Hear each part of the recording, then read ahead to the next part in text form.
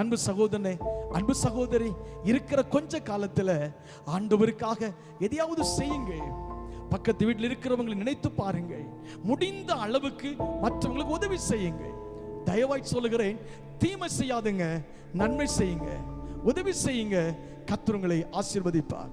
வேதம் அழகாய் சொல்லுகிறது, தான தர்மங்கள் தேவ சமூகத்துக்கு வந்தது. கடைசியா சொல்லப்பட்டிருக்கிறது லூக்கா 15:10 என்ன சொல்லுகிறது? எது தேவ சமூகத்துக்கு போகும் தெரியுமா? ஆத்தும ஆதாயம். நீங்க ஒரு ஆத்துமாவை இயேசுவுக்குள் நடத்தினால் பரலோகத்திலே உங்கள் பலன் மிகுதியாக இருக்கும். யாரையாவது ஒரு ஆத்துமாவுக்கு எப்படியாவது இயேசுவை பிரசங்கிங்க. உங்களை பார்க்கிறவர்களுக்கு இயேசு உங்களுக்கு செய்த அற்புதத்தை சொல்லுங்கள், உங்களுக்கு செய்த நன்மையை சொல்லுங்கள், உங்களை இயேசு ரட்சித்ததை சொல்லுங்கள், சாட்சியை சொல்லுங்கள்.